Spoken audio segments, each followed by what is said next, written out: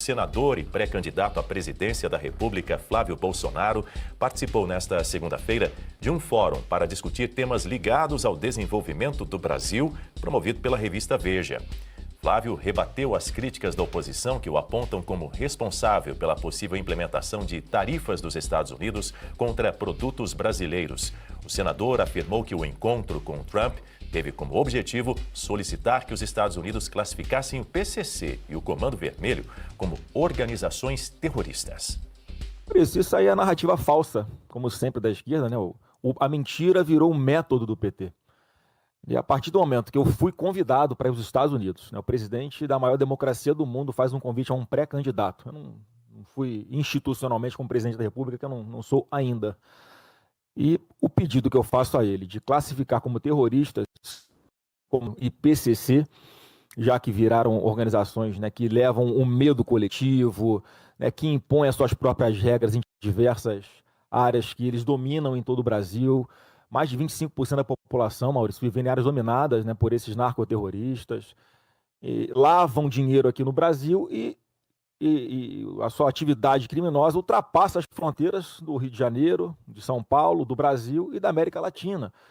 Portanto, é natural, não é, Maurício, que qualquer presidente que realmente queira combater essas organizações narcoterroristas se alinhe, faça pactos de cooperação com outros países, como o senador disse ser favorável ao programa Bolsa Família.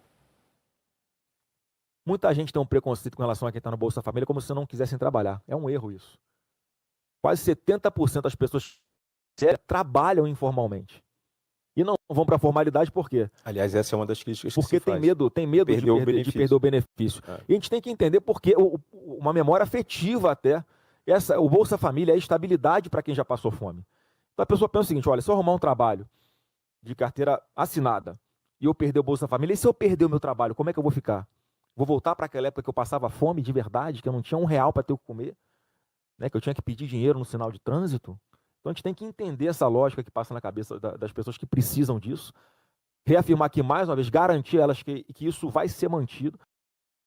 E por fim, Flávio afirmou que, caso chegue à presidência, pretende manter uma boa relação com os demais poderes da República. Com os outros poderes, nenhuma sombra de dúvida que vamos ter que ter uma relação institucional, respeitar o que está na Constituição, né, de harmonia e independência entre os poderes. Só que o presidente Bolsonaro não foi vítima de ataque à instituição. Ele foi vítima do Alexandre de Moraes.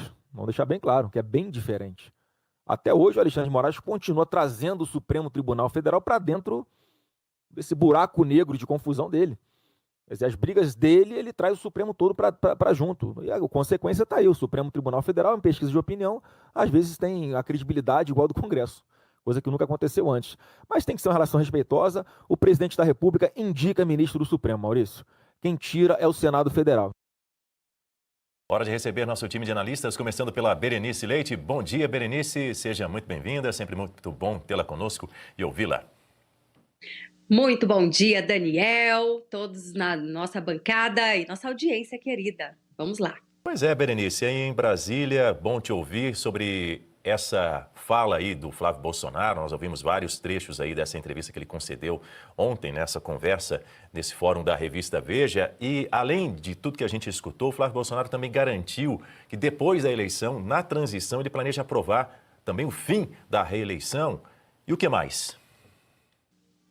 O fim da reeleição, e ele promete também tratar as contas públicas com mais rigor. Isso inclui, por exemplo, a questão da reforma tributária que foi aprovada no governo petista. Ele promete paralisar essa reforma tributária, com efeitos mesmo de congelamento. Ao que tudo indica, deve apresentar uma nova reforma e isso deve ser aprovado nos próximos anos. Agora, me permita fazer uma observação, Daniel, porque a gente ouve o senador Flávio Bolsonaro e até se lembra da forma como o ex-presidente Jair Bolsonaro falava quando se tratava, né, de propostas para o governo, com uma certa confiança, vitalidade, né, ali durante o momento em que ele cita a conversa com o Donald Trump, ele fala, né, de forma bastante confiante, olha, eu ainda não sou o presidente, né? Isso é bom para os eleitores, aqueles que querem vê-lo ali ocupando a cadeira da presidência da República. Ele falou também durante esse fórum sobre vários assuntos, a exemplo da questão que envolve ali o assunto dele com o Trump, na classificação entre os faccionados para que fossem ali classificados como organizações terroristas.